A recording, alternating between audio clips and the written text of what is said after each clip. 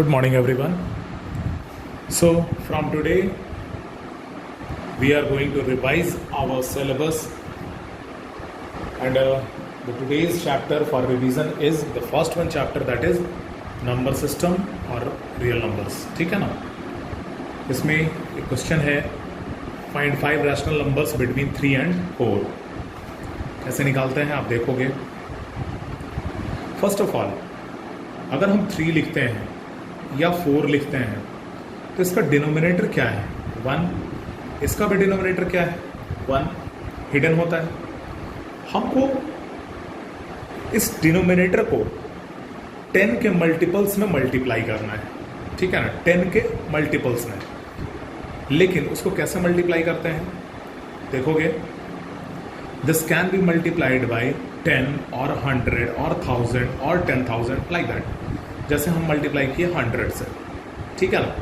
तो इसको डायरेक्ट नीचे केवल मल्टीप्लाई करके तो हम छोड़ेंगे नहीं. अगर हम इसको ऊपर भी मल्टीप्लाई कर देते हैं तो the fraction will be same as 3.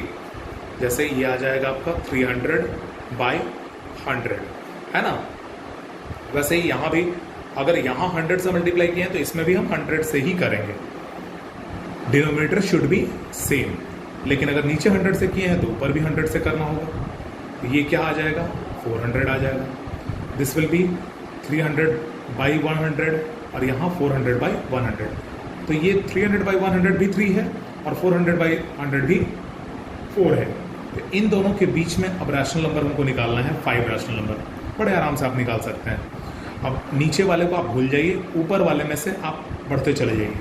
301 by 100, 302 by 100, 303 by 100, 304 by 100, 305 by 100. इसी तरह से हम अनेकों निकाल सकते हैं rational numbers between 2 rational numbers. Clear है? तो इस तरह से हम लोग इस तरह का क्वेश्चन सॉल्व करते हैं.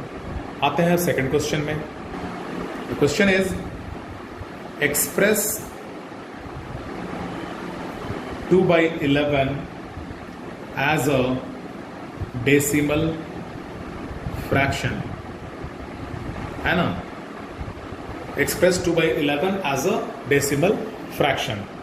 इस तरह के क्वेश्चन को कैसे सॉल्व करते हैं? ये आपका एनसीईआरटी का क्वेश्चन है. कैसे सॉल्व करेंगे? सीधा 11 से हम 2 को डिवाइड करेंगे.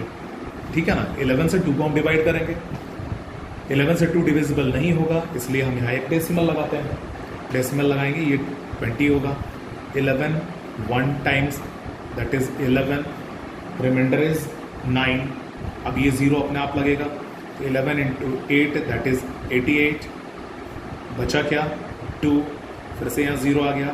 11 1 टाइम्स दैट इज 11. फिर यहाँ क्या बचा? 9. फिर हम 0 लगाएंगे. फिर 11 8 टाइम्स 88. फिर यहाँ 2. आप देखोगे यहाँ रिमाइंडर क्या बचा था? Reminder is 9. फिर यहाँ रिमाइंडर क्या बचा? Reminder is 2. फिर वही यहाँ रिपीट होने लगा. Reminder is 9. Reminder is 2. तो ये कंटिन्यू करता चला जाएगा इसी तरह से. तो इस तरह के क्वेश्चंस को हम लोग, इस तरह का आंसर हम कैसे लिखते हैं? तो इसका डेसिमल फ्रैक्शन क्या होगा? इसका डेसिमल फ्रैक्शन होगा 0.1818 और ये 1818 रिपीट होता चला जाएगा. इसलिए हम यहाँ पे डॉटेड लाइन से या डॉट लगा देते हैं. It means it will repeat to infinity. समझ में आई बात? 0.18181818 इन्फिनिटी तक. क्लियर है? उसी तरह से हम लोग नेक्स्ट क्वेश्चन में आते हैं. Our next question is express 0.3 in the form of P by Q. ठीक है? इसको कैसे करेंगे? तो आपको हमने अभी जस्ट एक क्वेश्चन डिस्कस किया जिसमें आया आंसर 0.181818 एंड सो ऑन. ठीक है? This can be written as 0.18 bar. 0.18 bar. That means ये बार का मतलब क्या है कि 18 बार बार रिपीट कर रहा है, 18 इज रिपीटिंग इटसेल्फ। क्लियर? जो रिपीट करता है उस पर बार होता है। तो यहां भी हम लिख रहे हैं 0.3 in the form of P/Q। ये तो बड़े आसानी से आप लिख सकते हैं 3/10, है ना, P/Q के फॉर्म में हो गया। लेकिन जैसे ही हम 0.3 बार लगाते हैं तब ये जो है वो इनवैलिड हो जाएगा। फिर इसको हम कैसे करेंगे? तो यहां पे फॉर्म x के फॉर्म में इसको मान लेते हैं x is equal to 0.3 bar. ठीक है, x is equal to 0.3 bar, that means x is equal to 0.3333 and so on. ठीक है ना? इसको हम लोग को P/Q के फॉर्म में करना है बड़े आराम से।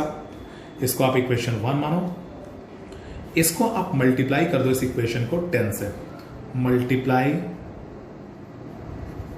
इक्वेशन 1 बाय 10 वी गेट क्या मिलेगा? तो 10 into x that is 10x, और यहां 10 से मल्टीप्लाई करने पे एक 3 इधर आ जाएगा डेसिमल के, और बाकी एज इट इज। इसको इक्वेशन 2 मान लो। अब आप ध्यान से देखो, यहां डेसिमल के बाद 3 का रिपीटेशन है, यहां भी डेसिमल के बाद 3 का रिपीटेशन है। हम इस इक्वेशन में से फर्स्ट को सबट्रैक्ट करते हैं। Subtracting equation 1 from 2 we get, तो पहले 2 को लिख लेते हैं। 10x is equal to 3.333 and so on, और फर्स्ट इक्वेशन को लिखे x is equal to 0.333 and so on. ठीक है ना? अब सबट्रैक्ट करोगे तो क्या आएगा? आप देखोगे ध्यान से, ये डेसिमल के बाद केवल 3 है, यहां पे डेसिमल के बाद केवल 3 है, तो ये क्या बच जाएगा? डेसिमल के बाद केवल 0 बच जाएगा। और यहां 3 में से 0 सबट्रैक्ट करेंगे, दैट विल बी 3, और इधर 10x में से x को सबट्रैक्ट करेंगे, दैट इज 9x। तो ये आया 9x इज इक्वल टू 3, यानी कि x is equal to 3/9 and that is equal to x is equal to 1/3। समझ में आई बात? क्लियर हुआ सबको? नेक्स्ट इसी तरह का एक क्वेश्चन हम लोग और सॉल्व करते हैं, समझने के लिए, बेटर समझने के लिए। ठीक है? द क्वेश्चन इज, हम इसी क्वेश्चन को करने जा रहे हैं। 0.8 बार जो था आपका, 18 बार, इसी को हम करने जा रहे हैं। Express 0.18 bar in the form of P/Q, है ना? आप देखिए x इज इक्वल टू 0.18 बार। ठीक है? अब यहां पे आपको मल्टीप्लाई किससे करना है? तो ये x इज इक्वल टू 0.181818, चूंकि यहां पे रिपीटिशन कितने का है? 2 डिजिट्स का है, तो अगर हम एक डिजिट वाले नंबर से मल्टीप्लाई करेंगे, मतलब 10 से, जिसमें एक 0 वाले नंबर से मल्टीप्लाई करेंगे, तो यहां काम नहीं चलने वाला। यहां जितने प्लेसेस रिपीट करते हैं उतना 0 वाले नंबर से हमको मल्टीप्लाई करना है। मतलब एक डिजिट, यहां पे एक डिजिट रिपीट कर रहा था, इसलिए एक 0 वाला है, यानी 10 से मल्टीप्लाई किए। यहां पे 18 2 डिजिट है, तो इसको 2 डिजिट वाले से मल्टीप्लाई करेंगे, दैट इज 100 से। 2 0 वाले से मल्टीप्लाई करेंगे, दैट इज 100 से। ठीक है ना? मल्टीप्लाई करो आप, multiply 100 on both side, we get 100x is equal to, अब 100 से मल्टीप्लाई करेंगे तो ये दोनों प्लेस इधर आ जाएगा, यानी 18.1818 एंड सो ऑन, है ना? इसको आप इक्वेशन 2 मानिए, इसको आप इक्वेशन 1 मानिए। क्लियर है? अब आप सबट्रैक्ट करो उसी तरह से। Subtract equation 1 from 2 we get 100x is equal to 18.1818 and so on. X is equal to 0.1818 and so on. ठीक है ना? अब देखो 0, यहां पॉइंट के बाद केवल 1818 है, यहां भी पॉइंट के बाद केवल 1818 है, तो इसको पॉइंट के बाद हम 0 कर लिए, और यहां बच गया 18। यहां 100x में से अगर आप x को मल्टीप्लाई करोगे तो 99x, and that is x is equal to 18/99। Clear है? समझ में आई बात सबको?